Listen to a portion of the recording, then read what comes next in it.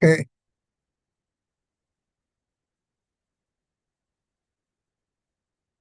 you're welcome to this section. And I just want to remind those who were here before the last time that we examine data quality control, data quality, and of course, I emphasized that it was imperative that we attended the last one, but those who could not, the recording are available, and those who have not received their literature to that effect, please indicate to me. I will send that literature to you. But I believe I sent a literature to everyone who requested for You it. have not sent me, sir. Okay, so I'm going to send you today. Okay. Blessing, I hope you receive this.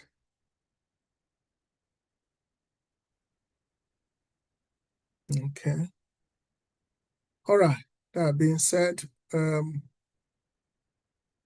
today we're going to be examining the data analytics. And so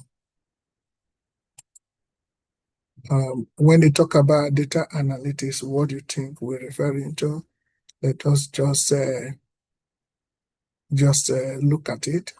When we talk about data analytics, what do you think we are referring to?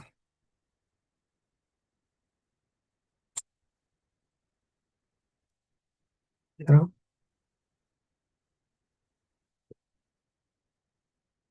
When we mention data analytics, what do we really understand? What do you think we're referring to?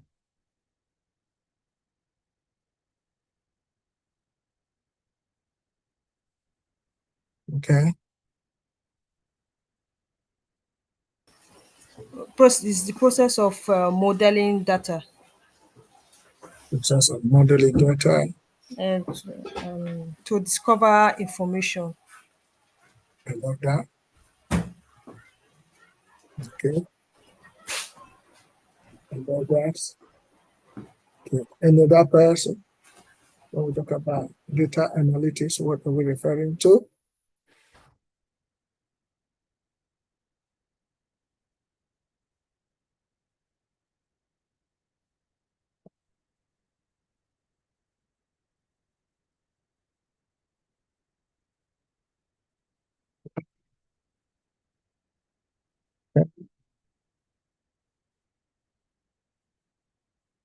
Thank you so much, Blessing, for that contribution. Okay. And when we talk about data analytics, we actually referring to the gathering of raw data from various sources, such as databases, sensors, always, and whatever. So, and for us to have usefulness and insight into reality. So let me share something.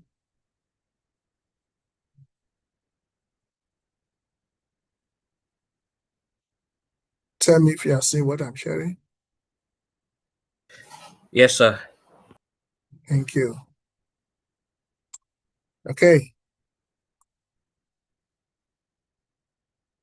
So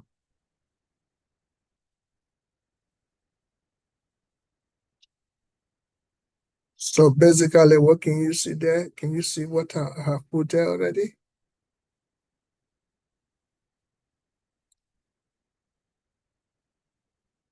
It's a process. Anything in a process must pass through a system put in place. It's a process. It's a process of so systematically put together of examining, cleansing, transforming, and interpreting raw data. That's what I was just referred to the other time. raw data with the goal of arriving, have an insight, understanding a pattern and trends to support informed decision making. So analytics support proper informed decision making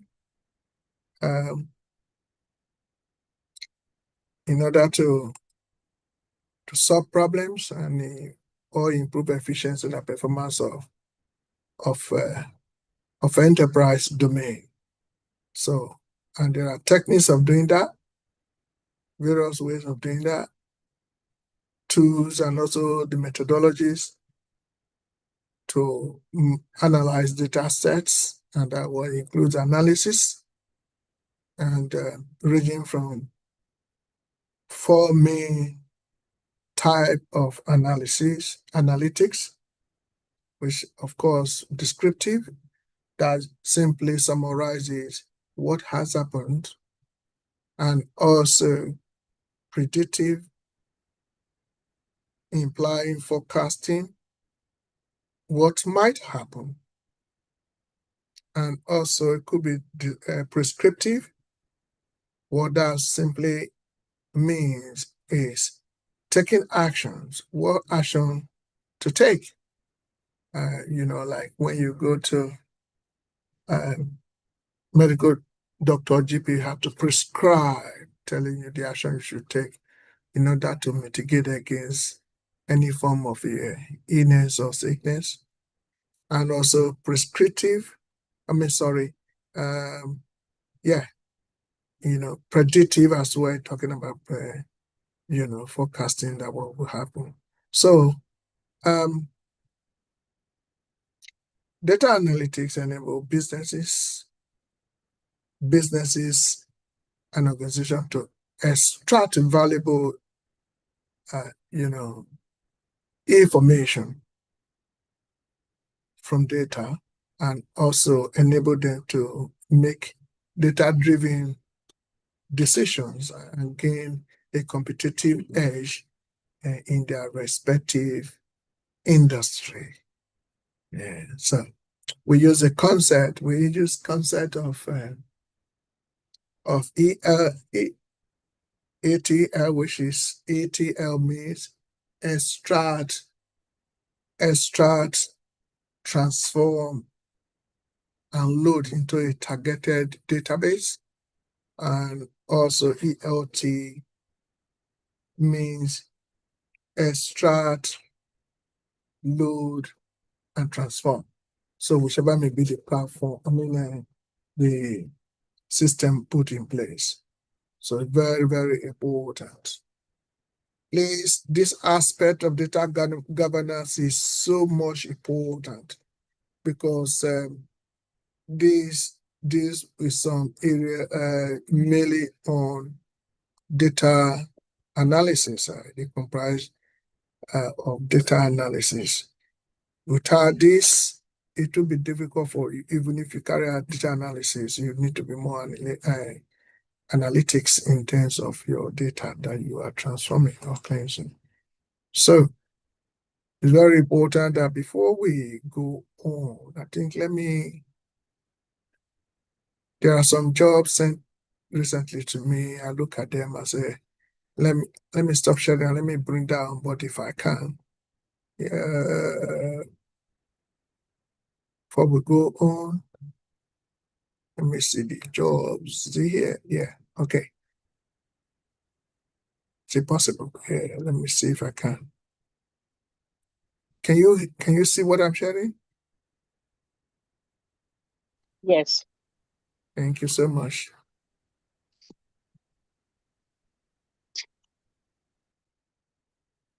Okay.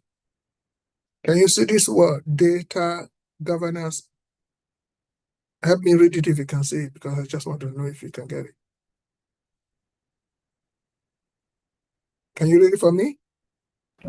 Data governance analytics. Yeah, data governance manager analytics London. It's just 5 days ago. And by my page. So it's still on, full-time permanent. Can anyone manage 90,000 to 120,000 pounds in a year? Let the new people talk. Yes, I can more than manage it. There is another one, data analyst, analytics in London. The same market pay 70 to is for permanent. Okay, in this one, data governance position, data analytics and management, they put competitive salary. Do you know what that means? Do you know what this one means?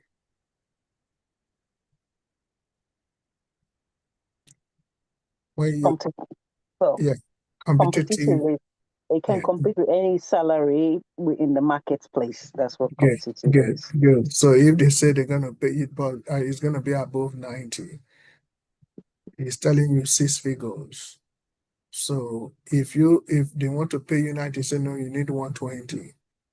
If they want to pay 120, you say no, you need 140. So so they will say, okay, then look at your experience. Okay. This analytics, 80 to 100 per annum. Analytics. So the reason why I'm showing these jobs sent to me, and I believe if those with former cohort, I think I'm going to share with them so that they can apply for those who haven't got a job for that. My role here is to make sure you get things done for yourself and get moving. This is head of data governance lead, compliance, professional service part is remote. You don't need to go to the place. How much is this? Do we have blessing there?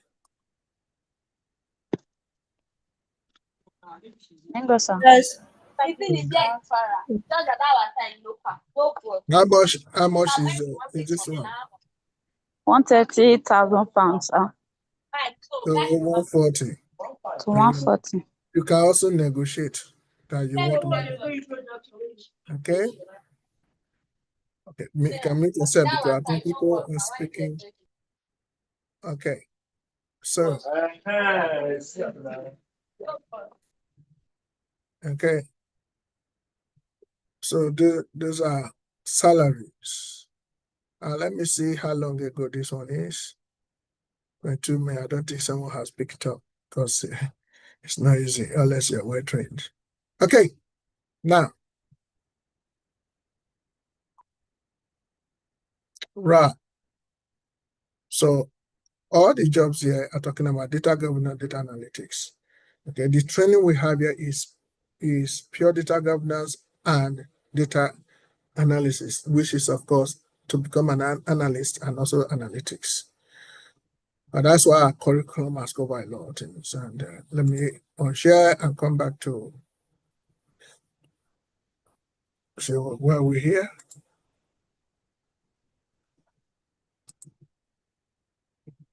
Please, I want you to take this teaching very, very serious. For the little time we have here, I want you to understand why do we have this at all. Okay. So basically, we have the schematic flow of data analytics in terms of pipeline, how to build a scalable pipeline. First of all, you capture, data from any kind of database you have, okay? And then you process it. When you process it, and then you store it. So, and then when you store it, you can decide to analyze it and visualize it. What you could see here is where stakeholders could take any decision based on your analytics. So I'm going to send everything to you. We have the key aspect of data analytics. The key aspect is, first of all, you have to gather data collection. You gather data from various what? sources like database, sensors, or surveys. Okay, it could be secondary, it could be primary data you collect. Those are the first thing you do in data analytics, and then after which you do what is called data cleansing. Data cleansing, okay? Data cleansing, that will be like processing the data, okay? And cleaning them in order to organize data to ensure quality and consistency. While you're doing that, it's more data analysis work you're doing. And then that includes removing duplicates, handling missing values. If a value is missing in the data, you put it in data. You can do data normalization as well. Okay, and then we'll talk about data transformation. On that basis, you're talking about structuring and organizing data into a usable format, which of course we mentioned during data quality initiative. So often through methods like aggregation, normalization, as I said, also scaling. We can also scale them. So the format like, if you are talking about video, you have to use MP4. Can use MP4. Talking about audio, talking about MP3. We have PDF, we have format, we have Excel, we have Word, we have JPEG, different kind of formats. Okay, you need to structure it, and you do that during data transformation. Okay, and then we also need to know that one of the key aspects of analytics is statistical analysis. That is the use of statistical methods to carry out data analysis, such as calculating averages and variance from the original, and also correlation. What is the correlation between, what is the correlation? What is the correlation and distributions that takes place? Okay, so it's very important that when we get that, and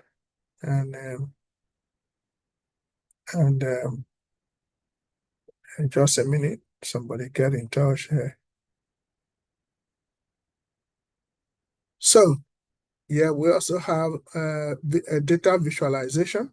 That whatever you have analyzed is important that you visualize them in order to know the extent of the data performing.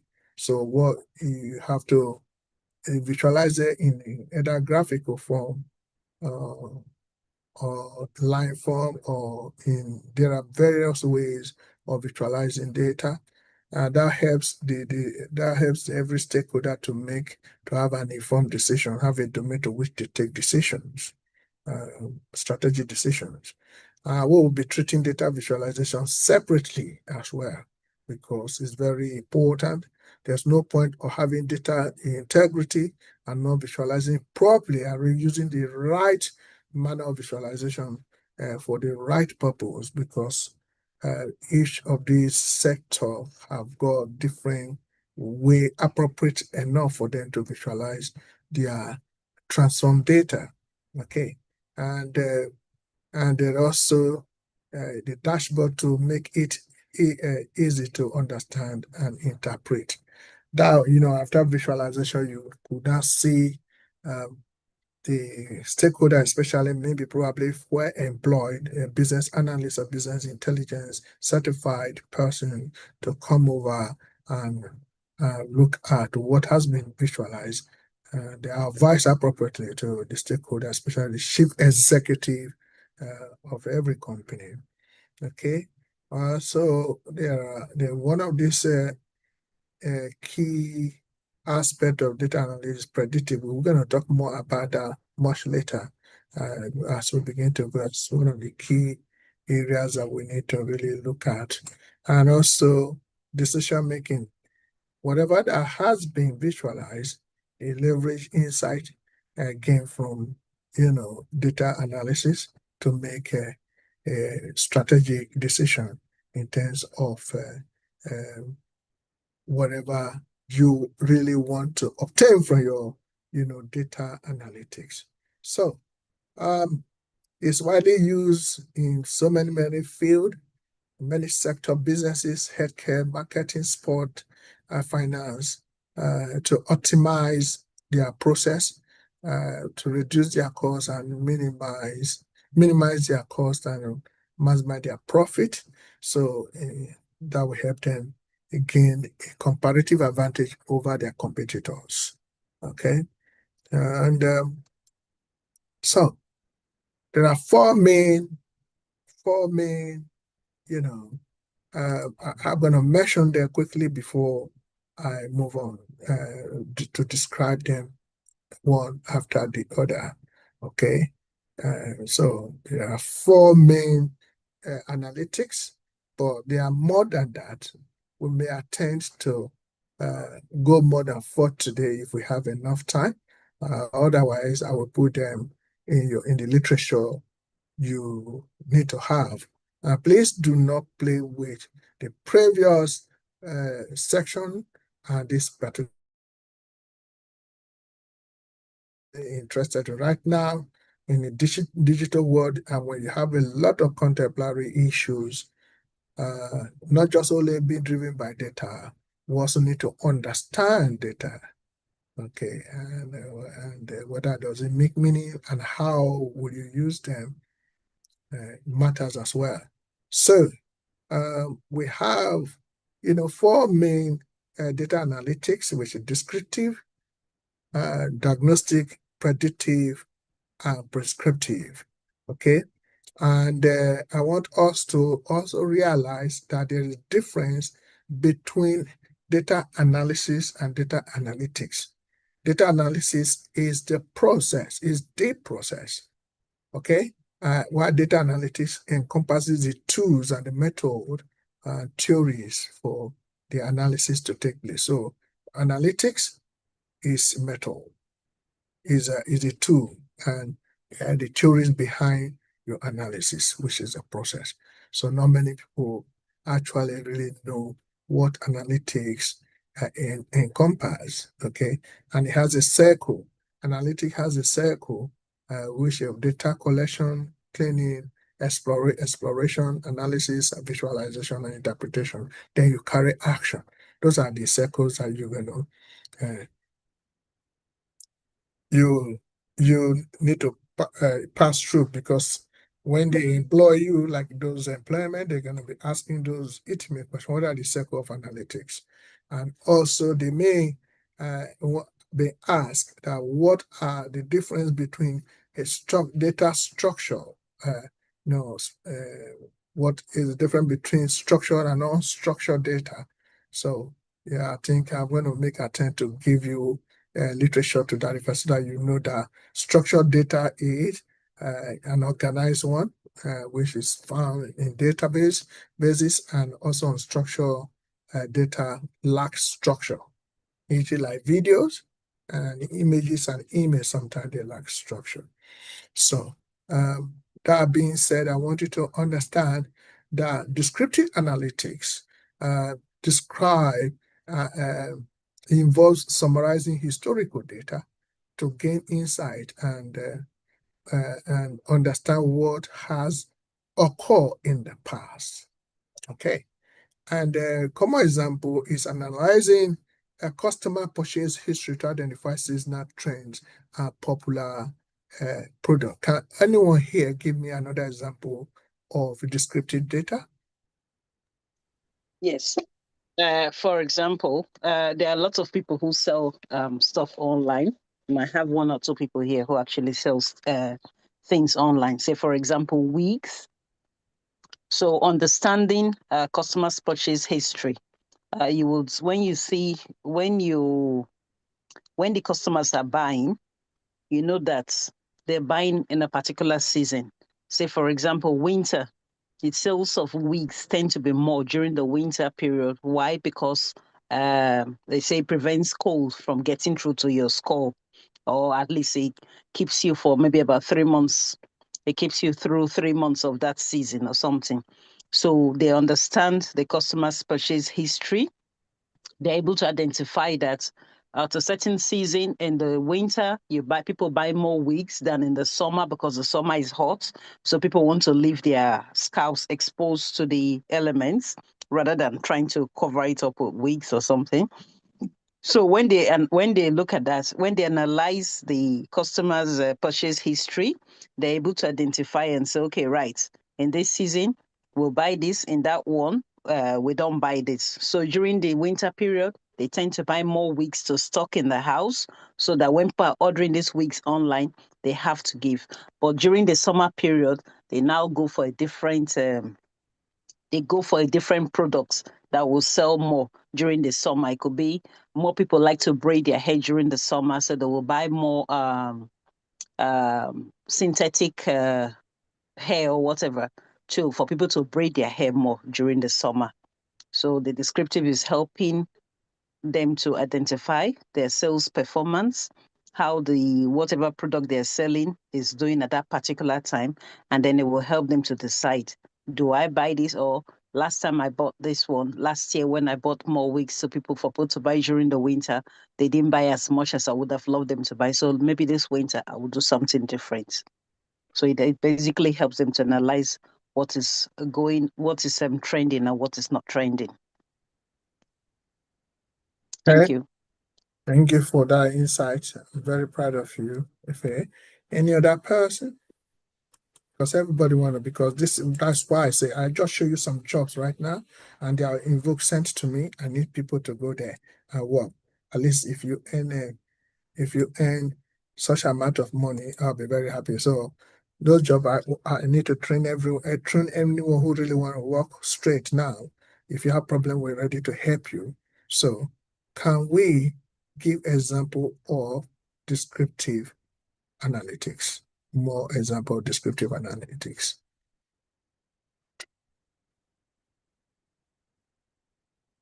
Let's talk about. Use another one. Yeah, you can give. Okay, please. That would be great. For example, during the winter period, again, people tend to buy more coats and warmer clothes during the winter period, and during the summer period, they tend to buy lighter clothes. So the shop owners or the big organizations who own shops like Next, Marks and Spencer, and the rest, they decide that during the winter period we'll stock more coats than during the summer period. We'll stock more boots than during the summer period because people will tend to buy more there. So they use historical data of past winter, say 2, 3, 5 years ago, to say, right, when we stocked this particular item, people bought more, but when we stock it during the summer, people don't buy it again. And also, they can also use that same descriptive analytics to look at the population where they live. So in the population where you have the older generation, say people who are more retired, what is in the shops around them will be different from where you have younger people who are maybe between the ages of the working population, who are probably between the ages of 17 to 50, 60. What they stock in those shops around that area will tend to be different. So when you go into the shop in an area that is a much older population and you're looking for ripped jeans to buy, you probably will not get it there because they've looked at the population and said the few times we have sold ripped jeans, it didn't work because everybody here wants to buy more decent looking trousers or more decent looking clothes than what the younger population. So they're able to study the trends in a particular area. And of course, with the banks to look at an area, and they say if we give, they've looked at what has obtained in the past, that's in a particular area that is a deprived area, it's no use giving them credit cards because they will not pay. Then they look at a different area where it's more upmarket and they say, right, people here are working, they're the working class, they have more money, they have more businesses. So therefore, we'll give people here more credit cards because they're more credit worthy than people who are in a deprived area credit cards, because past experience has shown us that it's either they can't pay back what they have borrowed, or they might even have run away with they've disappeared into thin air with our money and all that. So it helps the banks to decide what obtains and what does not obtain. Though it's not a very good, when it comes to the banks, I always say that's not a very good thing, because it's just like even in schools, we look at some schools, you say, this school is quite good because it produces people who are all top 9 scorers. So people want to send their children to those schools.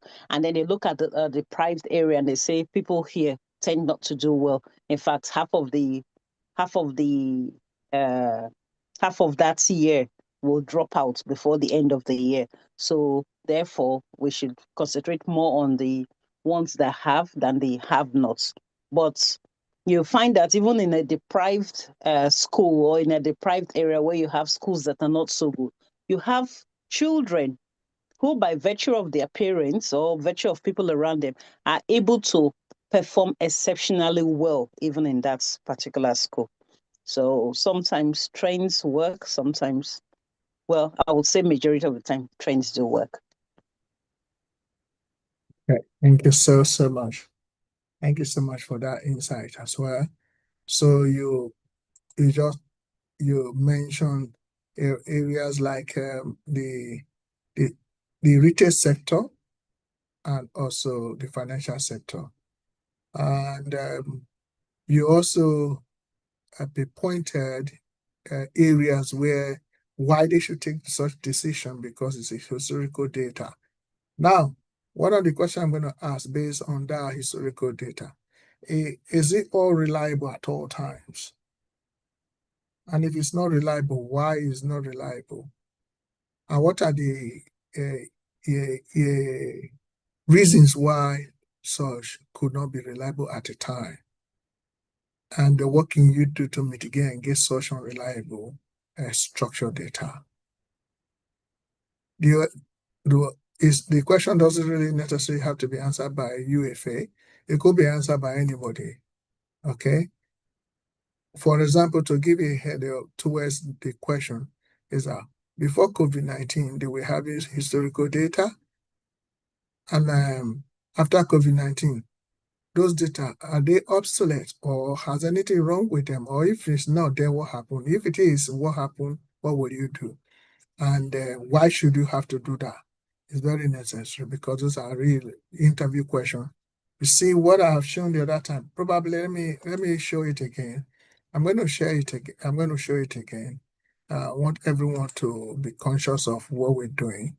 Let me remove this, stop sharing this, and I'm going to share it again so that you see why it's important someone should get to know this question.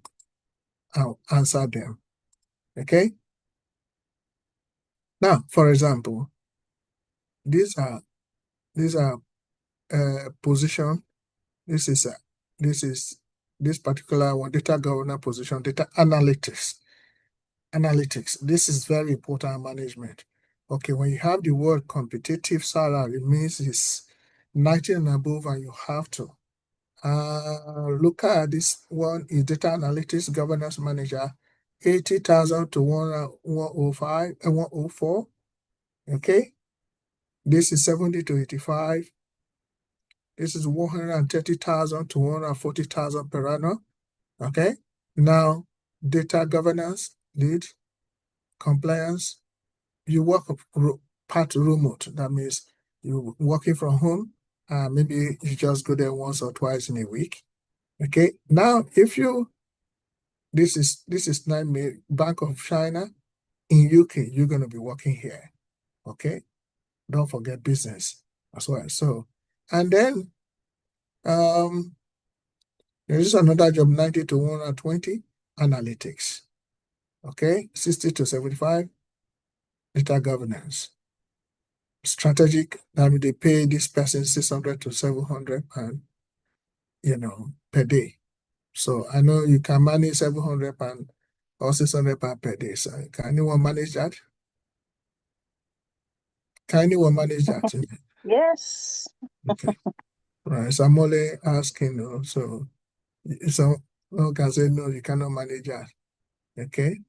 So these are just kind of, so they are talking about analytics. So the kind of question you're going to be receiving on this is, okay, now how, if the analytics data are not reliable, what will you do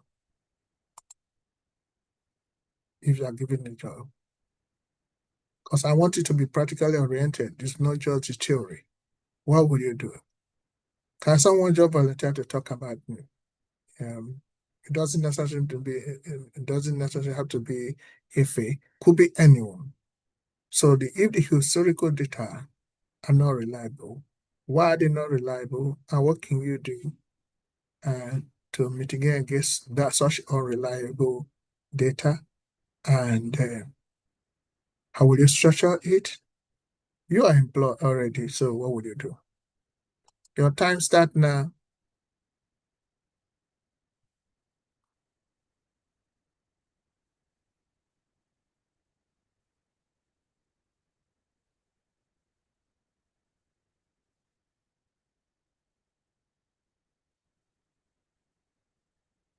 An example can be water intake. Many people will want to take a lot of water and cool water.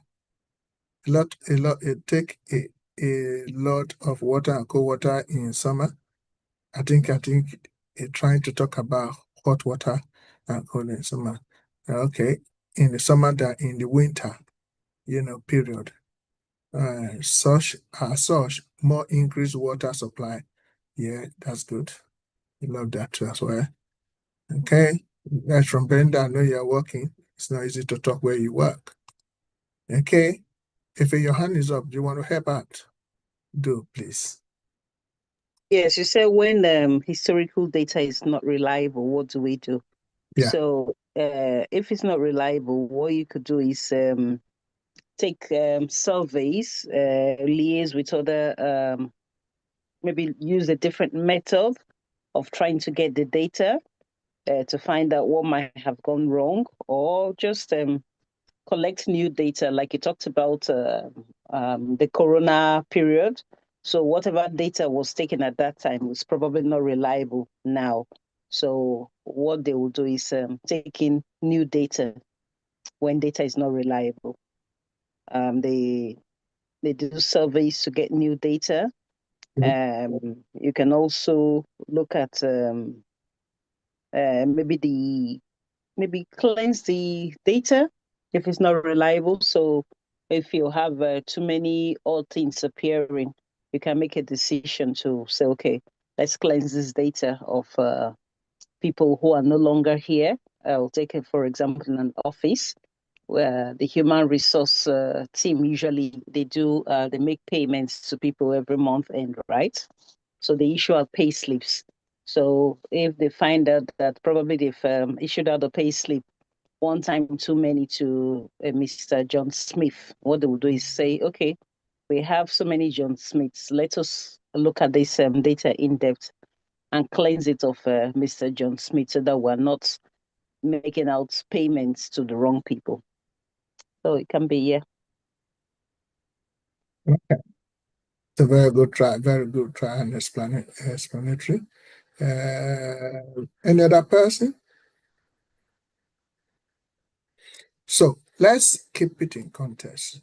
Now, descriptive deals with historical data, and the historical data already gathered for a period of time, and it has been very reliable. And in this context, if the historical data is not reliable, what could be the reason? It could be natural cause, or it could be a trend that has changed over time, and you want to test how reliable the existing data are. You need to collect new data to test them, whether they are reliable or they are not. So the collection of new data is really, really very, very good. Okay. And if there's a shift, someone put something there, let me see what the person has put there. When data is no longer reliable, one can carry out usage, tracking, and deleting. Okay. So that archiving, archiving is very important. Okay. The reason why you should archive is because you also need to test the data more. And you're going to use them for the future as well. That's good. Blessing. So what is so much important is that those data will be useful in the future. However, you need the new data to test whether how reliable or the variance that occur between the old one and the new. Okay.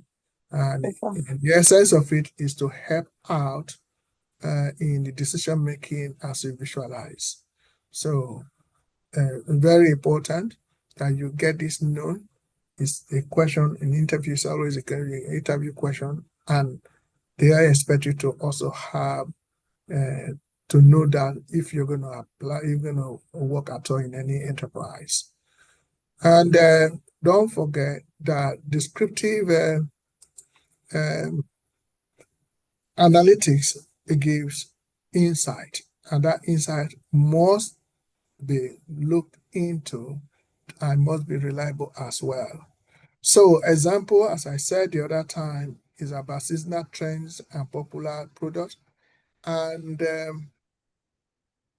and if it was able to bring other example, is there anyone here who can give example from healthcare, health sector? Anyone here reporting patient admission and discharge rate over time? That is also descriptive example. And if you're going to be looking at finance sector, if your hand is up, yeah. Health center in the winter, more flu jabs are given. More flu jabs. So they stock up more flu jabs in the winter than during the summer. Absolutely. Yeah, absolutely. Because they're working with existing data. Okay. And that's why they're able to predict that many people will be, having flu, and we need to have more flu jabs, store and prepare ourselves for winter. And also even energy distribution in terms of heating, those who die easily during winter. So they believe that the trend of seeing elderly people or pensioners going down more than every other person. They have to prepare more money for them to make sure. Have money for them to make sure they survive during winter. Okay, that's very good as well. Okay. What about human resources in terms of descriptive? I think you explained the data. Visualizing employee turnover rate across department. That is because they have seen a turnover rate of employment, so they always need to receive an advice based on that. Okay, that's good. Let's move on. Let's move on to Then in summer, Mhm. a lot of people tend to do house renovations in summer. So the shops like B&Q and the rest of them Absolutely. stock more paints and whatnot for revamping the house during the summer than the winter. Absolutely. Absolutely. Because there could be a lot of demand to purchase some equipment and also materials for house renovation. Even the waste bin and the waste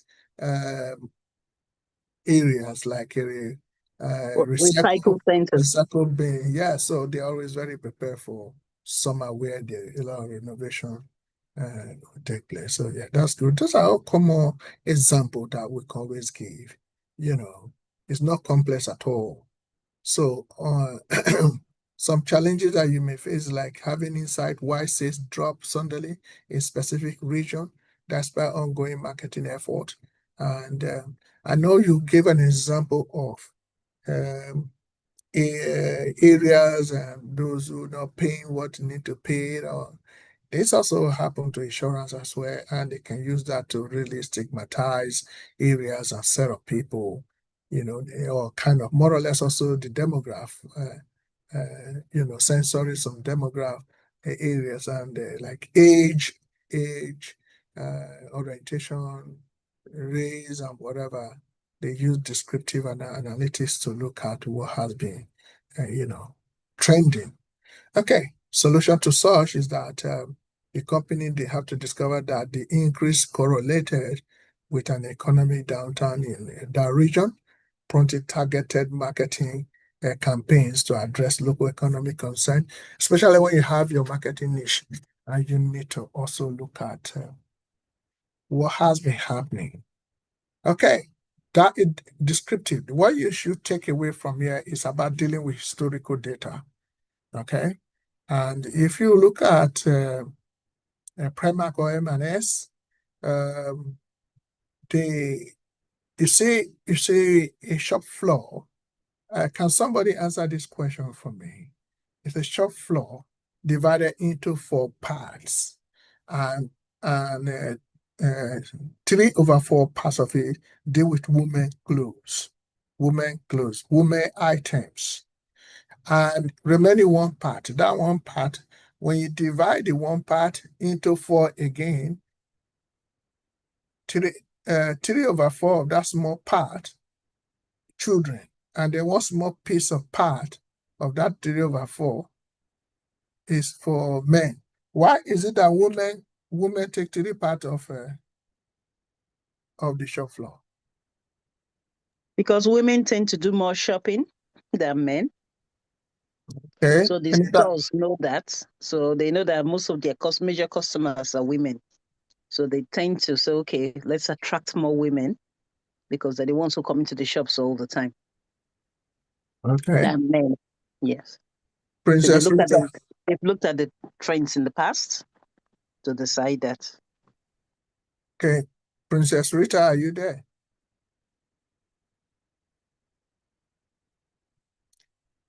Hello, Princess. Princess, are you there? Okay, Ego, can you tell me why as well?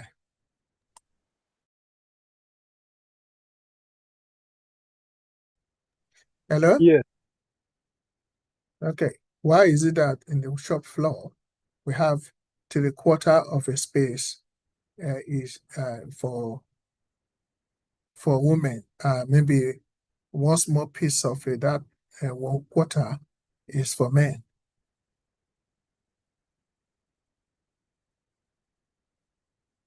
Is there any reason? So, Blessing?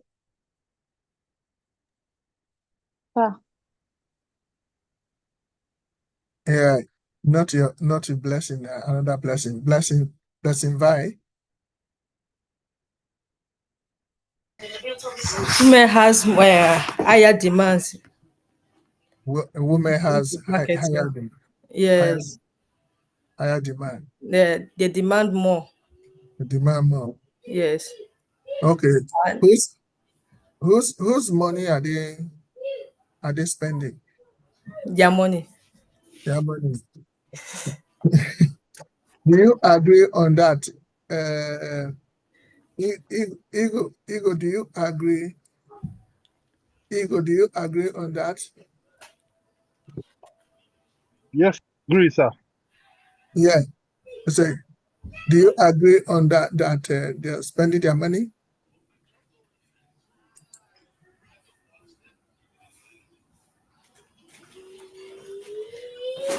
In order to have peace. Yes. No, yeah, we spend our money. Yes. Yeah. And they are the one that give they have childbirth, so they have. Yes. Okay. I'm only asking that question in the real sense. Like as if we mentioned the other time, they have historical data that when they look at people entering the shop, their faces, most cases, are women. And from the scan product, They look at women clothes as categorized women product have passed through the checkpoint. They don't care which card they use to buy, whether men or women. They are not interested in that. I only ask that question. So they are interested in how many stock we put there in a day, how many came out. They discover women things are. It could be men that went there to buy women things. And they could see that a lot of women entry more than men, but men clothes also being bought by women. So women have time to, most of them, they also do shopping for men. So these are the things we're always going to, so those data are collected at different sources are kind of putting them together to make sure they become secondary data. Okay? All right, please take note of this because in most cases they talk about historical data, right? But you can move more than that by looking at if the data, you can test all secondary data, whether they're going to be valid or not. Okay, moving forward, we're talking about diagnostic analytics. This is just more or less examining data to determine why a particular event or trend occur. Why? So that's why you have the word diagnosis. Why did it occur? Why? It means examining those data to determine why a particular event or trend occur. So, all right. Where do we see, what sector do we normally see diagnostic analytics a lot? Health sector. Health sector. That's good. They have it there almost all the time. So this example of such is investigating the causes behind a decrease in website traffic despite increased marketing expedition. Do a lot of advertisement, but a decrease in, people coming into your website. So there could be so many reasons why. Okay. And you also need to mitigate against it. Can somebody give me an example of more example of diagnostic analytics? Okay. More example of diagnostic analytics. An example could be even in a retail sector. Say I have been to the shops before where I have bought a dress from Next, and as soon as I got home, I wore the dress, and then I went to church, and then I noticed that the dress started tearing on my body. The Yeah. more I moved, the more the tears were getting. So as soon as I came back, I carried the dress straight back to Next in its torn state, preparing uh for battling questions as to how did it happen and all that. But as soon as I gave it to them, they just took the dress from me. So I said, you took that without saying a word. So she said yes. So I said, why is that? And she said, because people had returned that particular dress back to them. So I said, in the same state or in a different state? She said, in the same state. So there was actually a defect in the material that was used. So that was what was causing the issue. So based on that, they will take it back and then they will say, right, you know what? This particular material either is no good or it's not been properly finished or something. So that's what's causing this problem. So with that, by the time they take it back to where it was gotten from, they'll be able to identify the root cause of why that material kept on tearing, that everybody who had bought it returned it back. So obviously that's a loss on the company, a big loss on the company because they buy stuff in bulk and then they can't even put them on sales because even if anyone buys them on sales, they will still bring them back. So they would have to go back to identify the reason why the dress kept tearing and then see what they can do to make it better. Okay. Yeah, thank you so much for that particular example, which is so nice. Another thing is that you mentioned that there's a very big loss on the part of the company. It might not be, depends on the contract they have. Well, the lady said, okay, well, it depends on the contract, but the lady said that they had, because the dress was, I mean, if you see the dress, it was quite beautiful. So it was something that everybody wanted to buy. So, Yeah. of course, So, with that so demand, they ordered a lot of it. And then, of course, with what was happening, they were going to have to return them back. And then there's even been areas like cars, where cars have been recalled for one defect or the other. So they recall them back because they know that if people drive those cars, even if they have an accident that was not due to that defect, they will say it was the defects that caused them to have the accident. So you can absolutely, imagine all the legal claims that will be against the law, against that particular company manufacturing. manufacturing that car, Yeah. because they will get all sorts of um, legal mitigations against them. And then, of course, that could even cause a big loss to shareholders and all that. Absolutely. One of the reasons why I told you that depends on the contract. The Mm-hmm. difference between Mark and Spencer and Primark is Yeah. just because the kind of contract they have with the manufacturer. I did work on that many years ago, and I discovered that most of all these retail companies and of clothing, they actually got from one source. So what the difference is, the quality control metrics put down to kind of look at what kind of control we may have. Some have a very large control, some also have very tight control. The tight control may be okay. If you have tight control, we're going to produce it for you that manner, but no returns. But if you have a wide range control where the thing is that on that basis, if they return, send them back to us. Mm-hmm. We now have to reconcile the contract, the money in terms of commercial issue implications. So it depends on the contract they have with the manufacturer. So they may not lose anyway. It's just kind of image problem will be a little bit tarnished, but then that can also be reconciled. That is why we must be very strong in our analytics and know how contracts are drawn so that you know how Of, to mitigate against anything at all in terms of of the quality of data. Yeah, So, yes, of course, if it's a very large organization, yeah, it might just be image being dented. But if you just imagine if it was a two-man company or a sole proprietor company, say someone who is selling wigs on a large scale, people buy the wigs from that particular person, and then they suddenly discover there's a defect in that wig. The wig is not what they say, because there's been issues like that where people have fought online because the seller was selling them was selling them something contrary to what was advertised. So that seller, even if the cost is not on that particular seller, but on the whoever is supplying them that particular hair, the image has already been dented, and then there'll be loss of customers because they can't trust you again for your words. Because if you bring out more and say, I'm advertising these wigs, even if they are selling them for £2 they will say no. Based on past experience, we can't buy from that particular company. So automatically, you've lost your integrity where people are concerned, even if the main loss is not on you. absolutely. Thank you so much. So another example of diagnostic is amazing why profit drops by comparing operating costs and revenue sources in most cases in manufacturing or in retail, even in the financial sector as well. So that could be another diagnostic, example. Okay. Yeah. Thank you so much for that.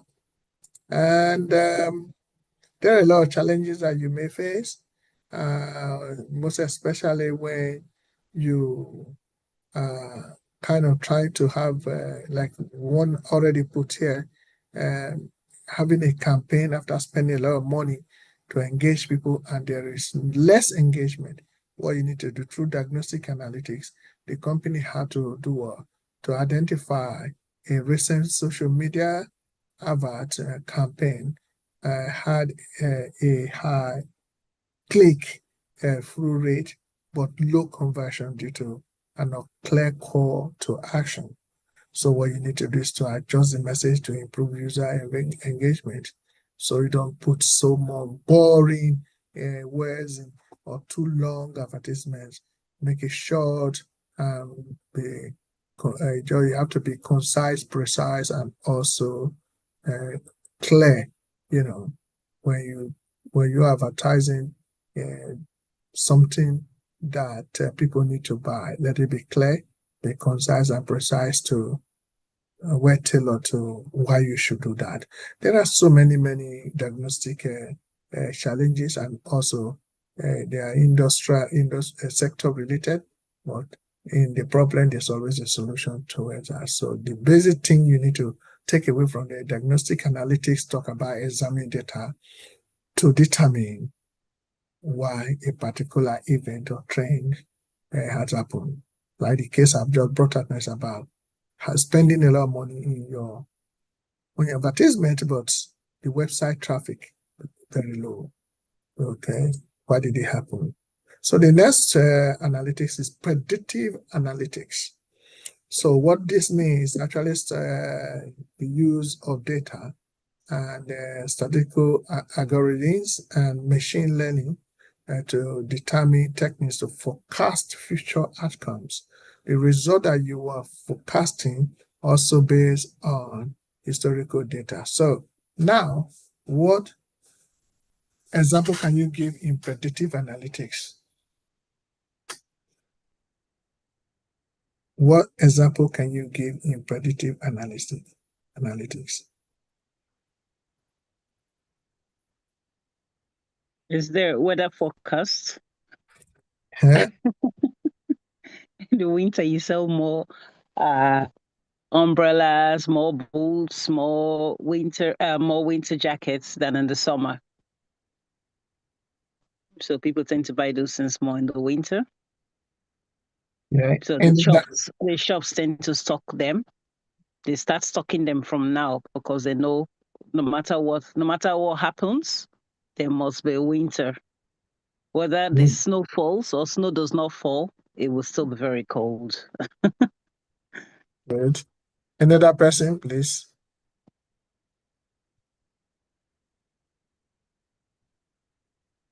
Another person, please. And then in the summer, most of the big homes, what do you call them now? You know, those halls, homes, big churches that have got big halls, they start preparing. They start preparing for from winter for the summer because they know a lot of weddings will take place during the summer. Okay. So they start doing everything to make sure their halls are in top shape. They start stocking whatever they need to stock.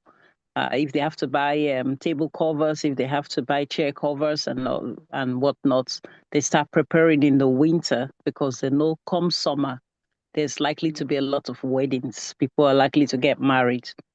So they do their stocks based on what will happen, and then they stock drinks like some light summer cocktail kind of drinks because they know during that summer when people are coming for their weddings or coming for their parties, they're likely to take them more than what they will do in winter.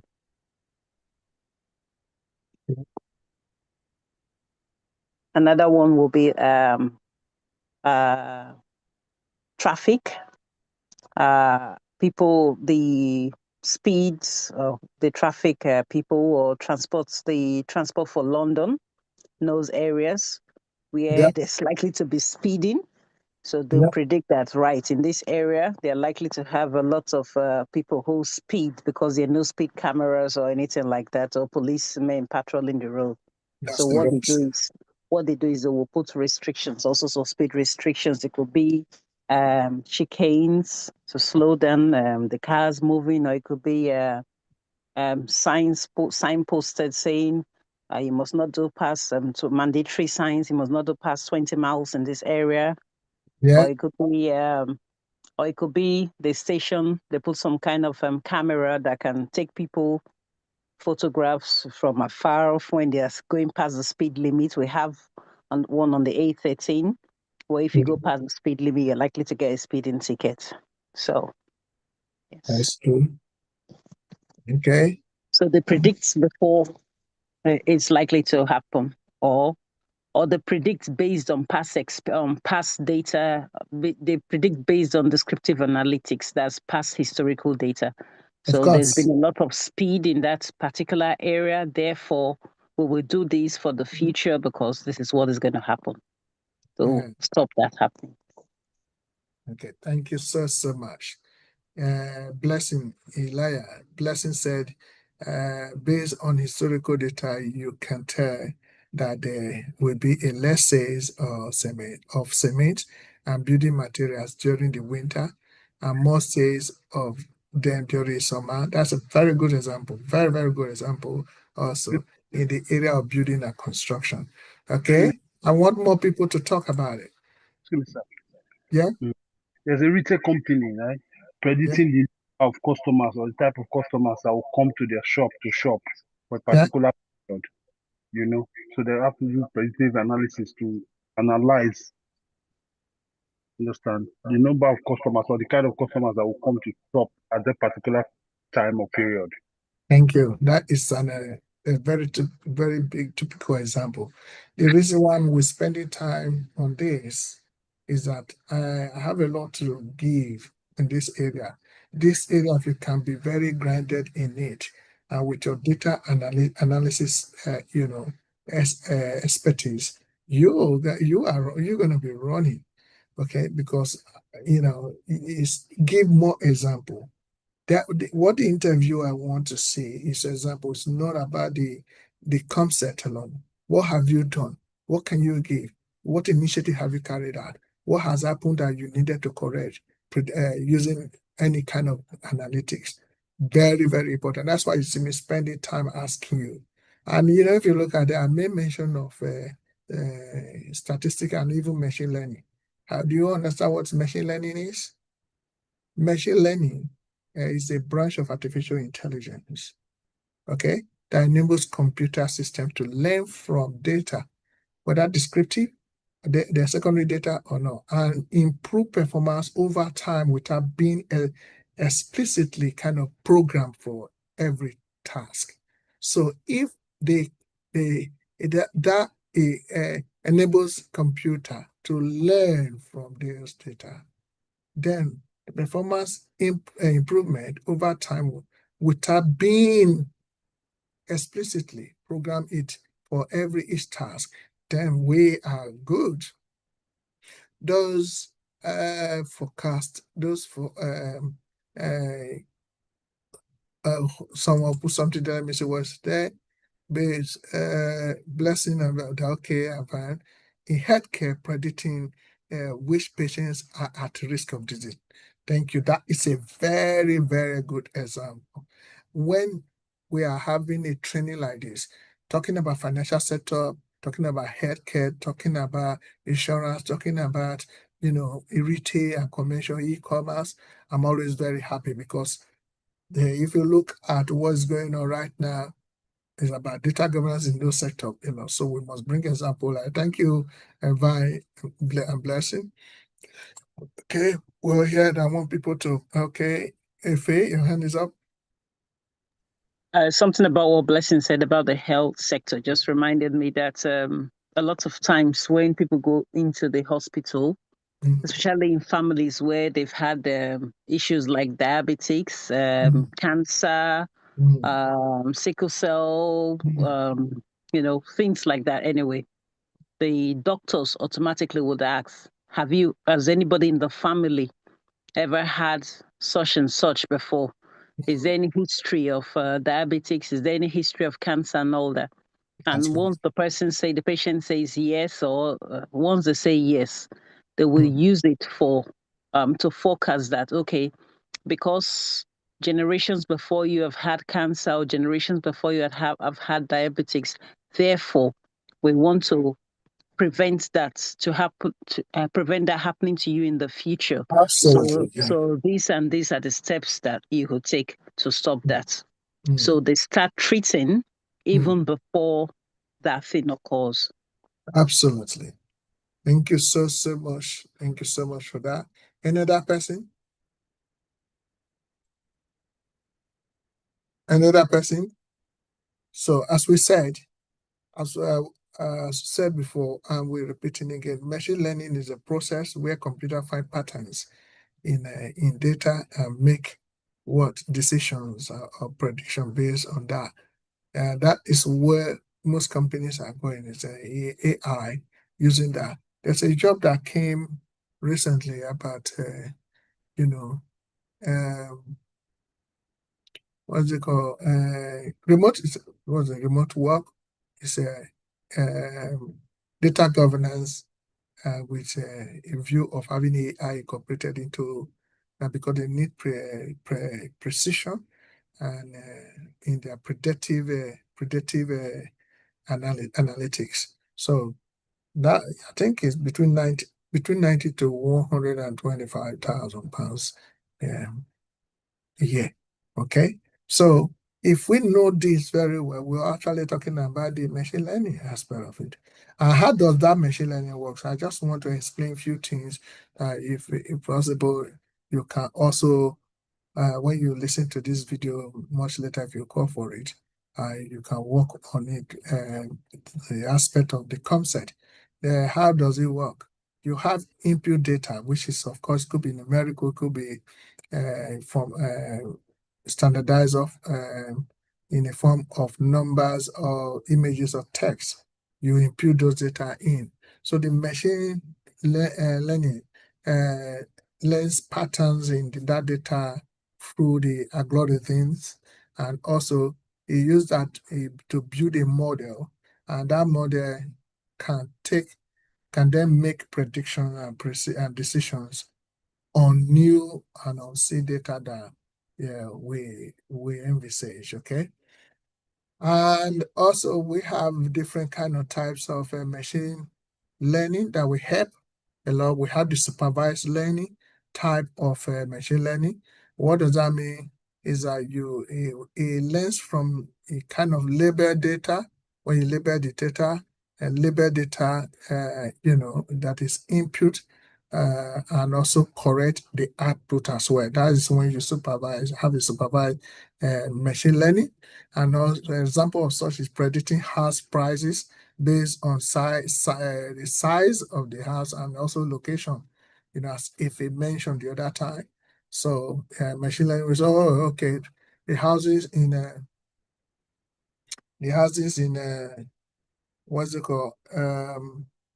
In Upperton, the houses in Kent, the houses in Essex, the houses in West End. It just tell you what, because that's a supervised kind of machine learning. And we also talk about what's it called? Unsupervised machine learning. Well, the description of such is just kind of finds hidden patterns. Hidden patterns in unlabeled data. What does that mean? Customer segmentation in marketing is also an example of hidden patterns and unlabeled data. When you do your segmentation, okay, in marketing, so those are machine learning always have those hidden patterns if if it's unsupervised, especially when there are unstructured data.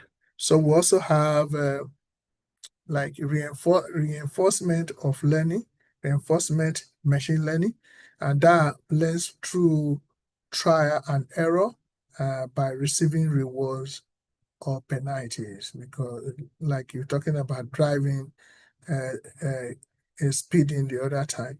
So we have what's called self-driving cars learning to navigate traffic, because you already know that area is always full of cameras and whatever. So, and if it is something that what they are kind of coming out, I think Elon Musk came out with a car that doesn't need a driver. So they already mastermind all the traffic light and issues contemporaries having every day on the road.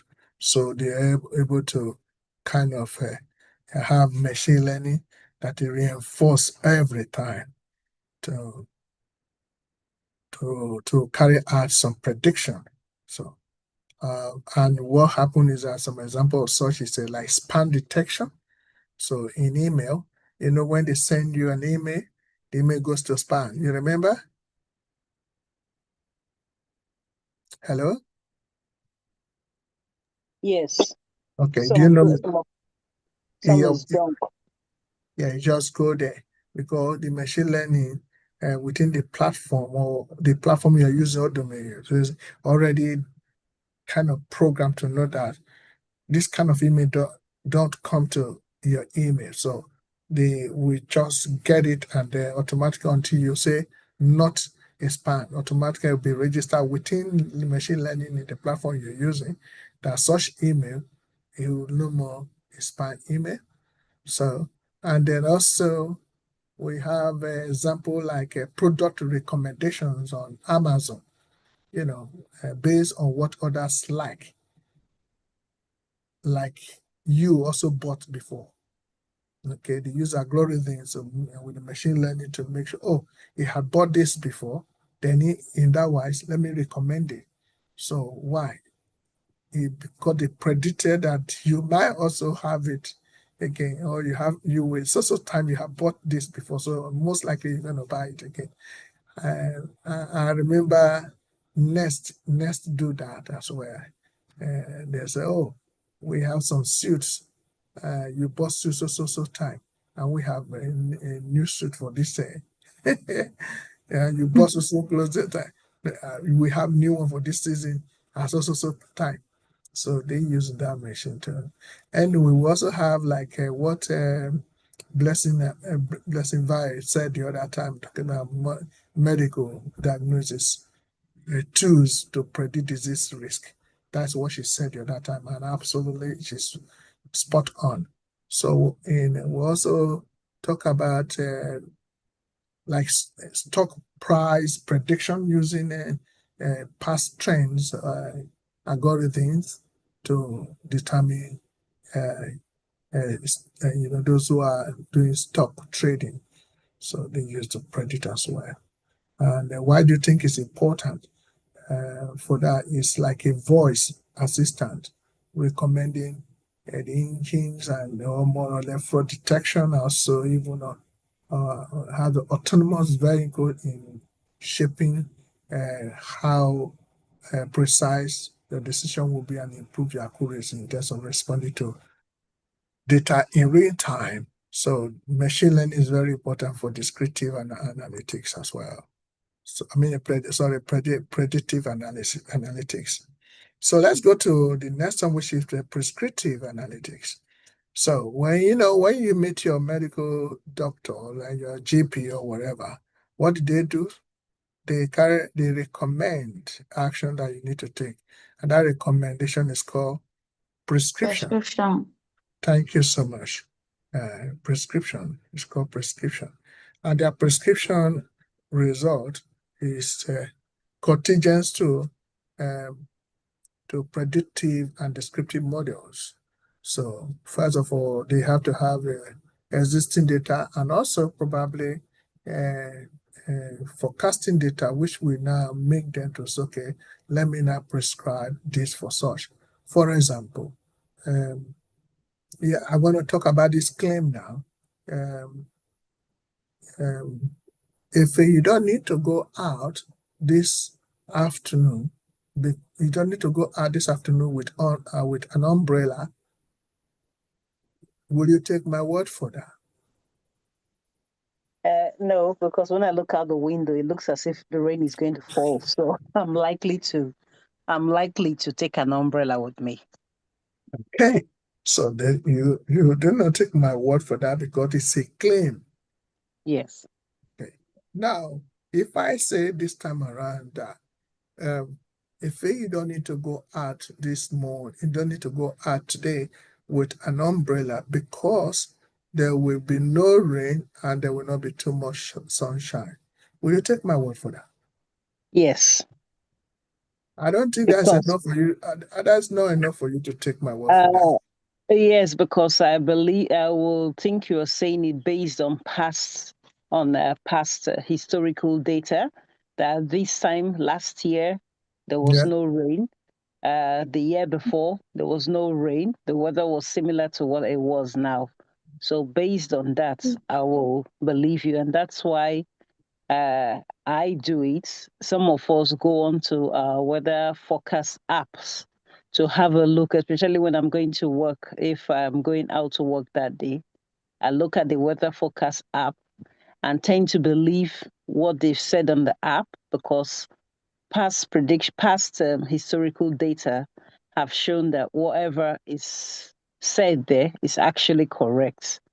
And I Okay. have gone by Now, that for thank you yes. so much. You have moved further to say yes, but for my statement, I don't think you have to.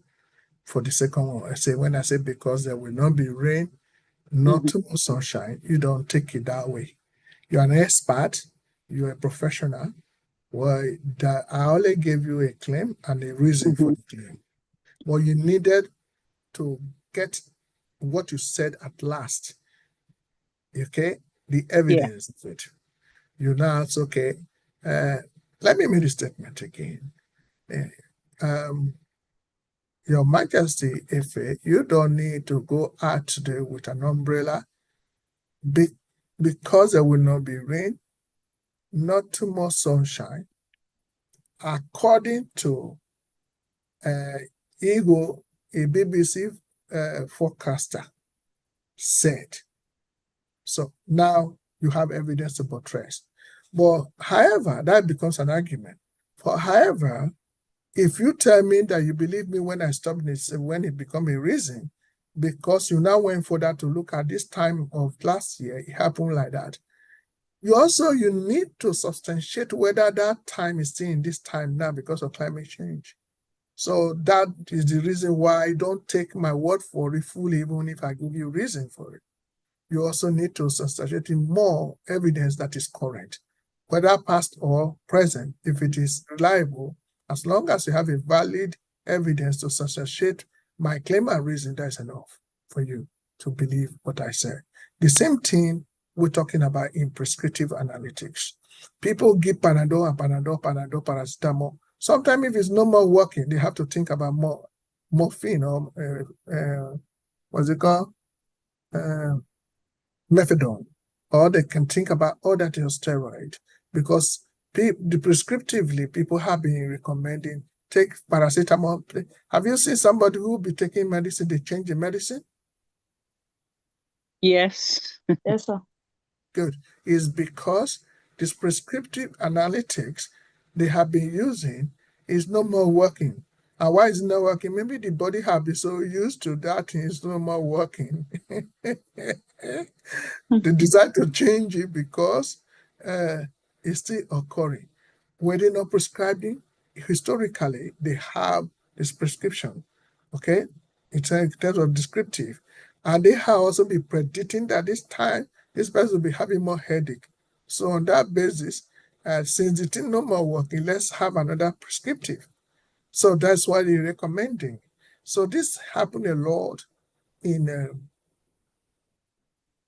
the medical field, the health sector, and we also need to know which one will be effective at a time. Okay. Now, for example, we have a recommending a personal treatment plans based on patient health data and historical treatment effectiveness. But if it changes, what happens? You got to change in line with it. So you have to use another model and you have to use another analytics to test what has been going on over time, whether this one will relieve such. This is very, very important because I'll tell you the truth, without predictive and descriptive, you cannot easily prescribe. And the prescriptive analytics is so much important when it comes to after visualization, a domain to which you take decision, an informed decision, a strategic decision with the stakeholders, especially between business analyst and chief executive. So you need to be more in tune with prescriptive because the stakeholder are going to ask you, say, what do you prescribe? So, and then why do you do that? So the 4W and H is so much important in prescriptive analytics. what, why, where, when, and probably who did it. Of course, you being the business analyst hired or business intelligence certified person liaising with the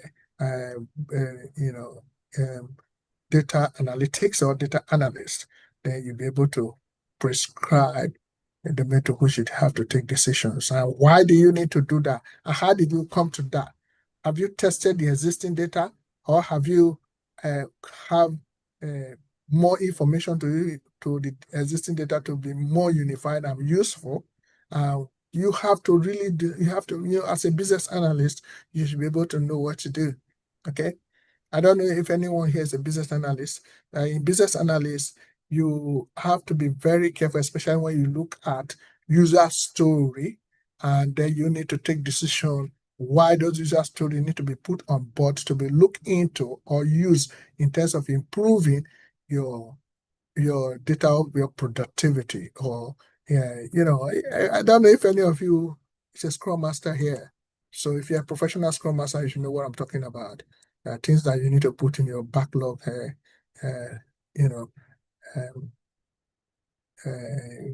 database, so that people can the scrum team can pick it up from there and do a lot of iteration and make sure they celebrate every little success they have. There are pillars of Scrum. Scrum is quite different. It's a framework. It's not like a waterfall when you have a lot of things to do. So prescriptive analytics is so much important. Somebody put something their blessing in healthcare. Predicting which patients are at risk of. Yeah, that's correct.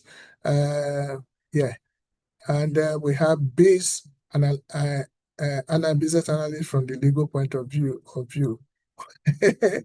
Yeah, Barrister, thank you for coming. We miss you for a long time now. Very important. Okay, maybe one day I will run a course on a business analyst, to become a business analyst or a Scrum Master. So it's very important. But if you are doing a data governance, please be aware that one day you will be working with business analysts if there's no taking. So now, prescriptive takeaway of this is prescriptive is just about recommendation. Prescribe, what way optimize your result. And it is based on both predictive and descriptive models. Okay? Is that understood, everyone? Yes. Yes, sir. Good.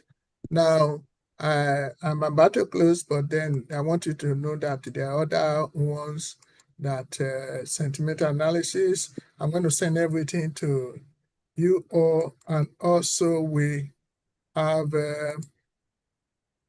somebody put something there. Okay, yeah. Okay, and also we have predictive maintenance analytics. This is very occurred. It's just about predictive maintenance analytics. Uses data to predict equipment failures before they occur. It's about what is called proactive leadership maintenance, analytics. So you actually preempt the failure before it occurs, so you can mitigate against it. You don't need to be reactive in that. So that's why we have plant maintenance, predictive maintenance. We also have full detailed maintenance as well. So we have preventive maintenance as well. So in engineering, we have one of the things that I want us to know before we go is real-time analytics. This is very, very good, especially when you work in the stock market and also some financial institution that actually reacting to what is happening or what is trending at the time. So it's about real-time analytic process. Is analysis to how to analyze data as it generated to provide immediate understanding of the. So like if they use it in an election, it's a exit poll says. Okay, have you seen like Britain when UK is having an election, it's a exit poll says hung election or Labour winning or Conservative winning. It's telling you say analytics. They know which sector of people that voted for such people. Is it working class? Is it more women? Is it a lot of black women? Is it a lot of white people? Is it working class? Is it the young ones? They just tell you straight who is going to win and why they should win. This is called as it happens. It's shown, and the market react automatically. And I don't want to leave here without saying this among all analytics, and it's very important. Can anyone give me another example of real-time analytics, please? Real-time analytics.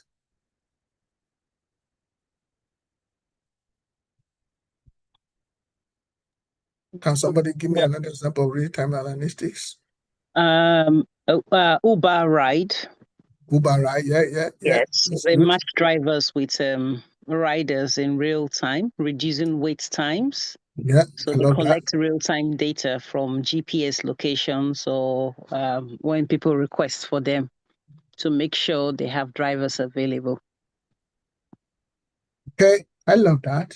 I definitely know that. What about do we have and then even traffic management.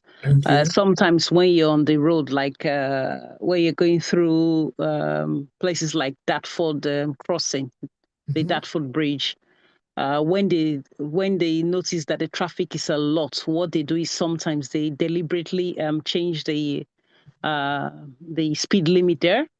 From if it was 60, they take it down to 40 to slow down things a little bit. Absolutely. So or they use traffic lights, or they put a mandatory I don't know what they call them. These signs that light up on the thing on the board, where it says on the board where it says you must slow down because there's been an incident. So everybody reduces their speed. Those are all real time analytics to manage traffic. Okay. Yes, as all right. We also look at like Barrister said, a recording from telephone conversation to organizations and speed cameras, and that is another on real-time analysis. Okay, let's talk about data analytics in marketing, for example. How is data analytics used in marketing, for example? We do that to track campaign performance and customer behavior and insight into reality and how you could optimize marketing speed at a time.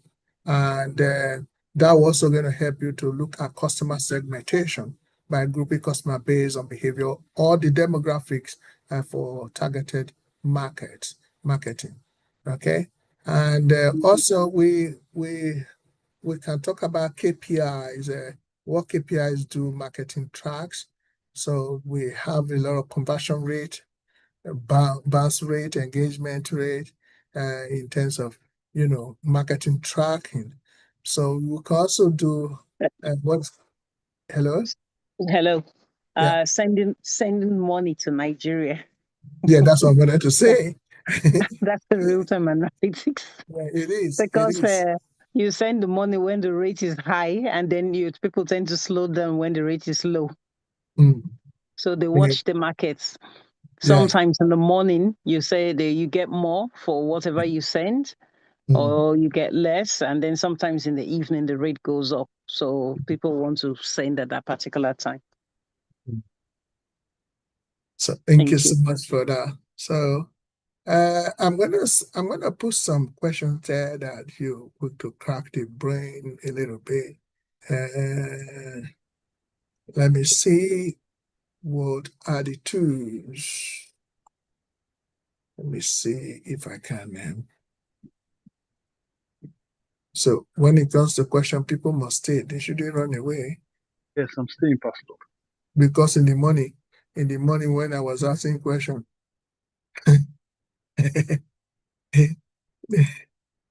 Okay. Now, what tools are common in marketing analytics?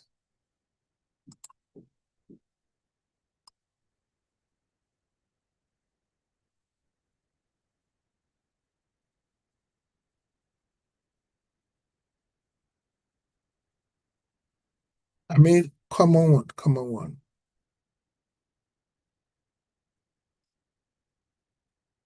Okay, the quietness shows that they want me to say answer it. Please don't forget.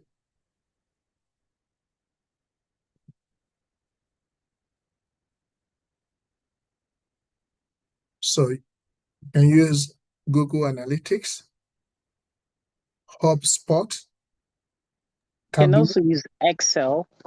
You can use Excel as well, but almost all of them has Excel basis. So you can use Tableau, and Power BI. Okay, and my SQL. So I think in most cases, if you can understand Tableau and Power BI, you can understand all. When you go to interview, they're going to ask you what tools have you used before.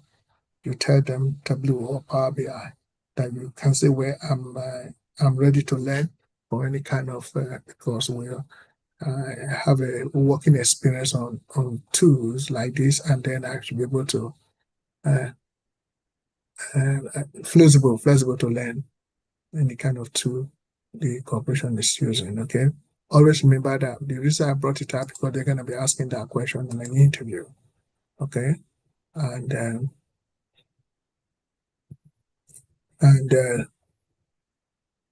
sometime we need to know if you say you're experiencing anything. They want to know whether you have experience in dashboard.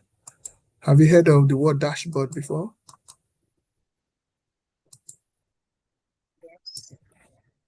Yeah. Yes. Okay. Dashboards. So describe how you will build a customer journey dashboard. How would you do that?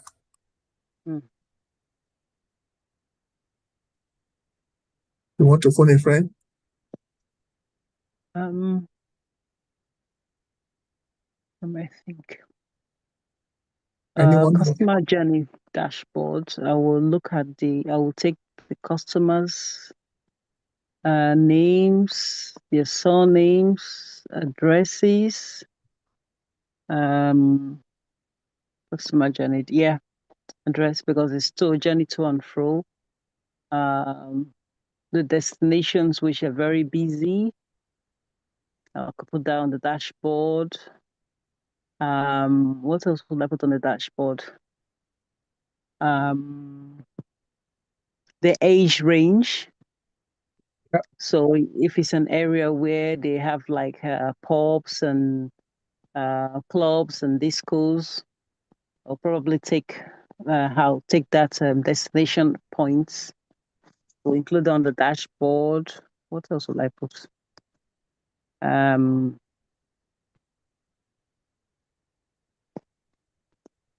could also put let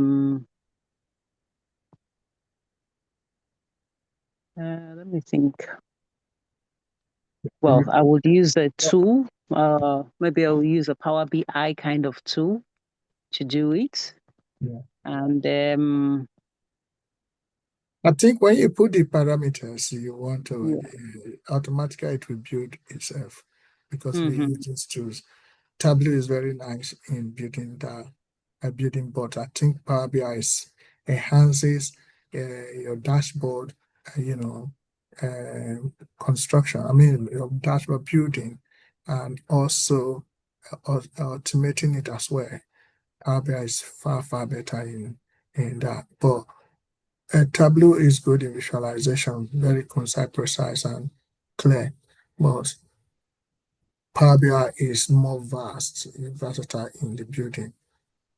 Depends on how user friendly you are with any of that and what the enterprise chooses to take to use anyway.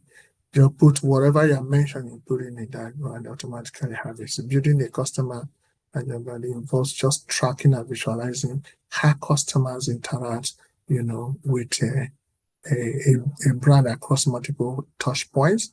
And you first of all have to define the objectives of the dashboard yourself. Make it very clear. That's why I say you have to be clear, precise, and concise. You start by clarifying what do the customer or stakeholder really want to understand. For example, like a drop-off point or engagement, stakeholder engagement, or maybe is it conversion that they want to get? What part of the journey to focus on? And then in that, you need to have what's called the awareness, or maybe is it purchase or loyalty that need to come out. And then after defining the objectives of the dashboard itself, your data analytics, in most cases, you have to identify and also collect data sources, such as the website analytics. The website analytics can be Google Analytics. It can also, Google Analytics for pages or visit or time or page. Recently I went to where I'm the head of data, and I saw what I kind of recommended. And when they brought it in, I said, oh, this is good. I haven't used it before, but I recommended it. But when I used it, I was so impressed.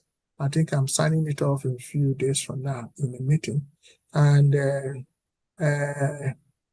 also, you identify, as I said, you identify and collect data sources, such like a CRM platform. CRM means customer relation management platform, and you can use something like Hotspot or Salesforce for lead status. Those are different kind of platforms you can use to have a contact information, like as if it was trying to bring up. Yeah, then email campaign platform, you can use that like Mailship or OpenStroke click rates. They have social media platform as well. You just identify and collect data and know how to collect your data from the beginning. But don't forget in your dashboard, don't forget that you have to define key metrics. So you use that to determine your KPI, the key performance indicators that you use to look, for example, traffic source and section counts, and also probably you talk about bounce rate. Where I just put an example of a dashboard. Yeah. Just got it off Google. Okay. Customer service retention and satisfaction dashboard. If people want to look on the chat box. Yeah, sorry. No, that's very good. Thank you so much. People take advantage and copy such an example there, but you must learn how to build a dashboard. If you are data analytics, don't be pamphlet. Anything you do not know, let us know. Even if you have a job, we're going to help you. To get this done. Okay. On this note, I have 2 minutes to go, and I must thank you for coming. I really enjoy yourself today. If you need the literature, please do not hesitate to text me that you need it. And even as you're texting me, make sure your email address is in it, and I will send it across to you. The question I'm going to ask, do you learn anything today? Do you learn anything today? Yes. From me? Yes, sir. Yes, sir. Yes, sir. Yes, sir. Good to know that you learned something today. And basically, please do not hesitate to send message that you learned something today, and let me know. Your feedback is very important, and it will help us a lot to know how to administer what has been ministered in knowledge. Okay, help us in the training section. So basically, we talk about the analytics, we talk about the process, and also we define the analytics and the circle of analytics as well. And also we talk about different examples as related to different sector. And I mentioned the difference between data analysis and data analytics. One is a process, and the other one is a method, using tools as well.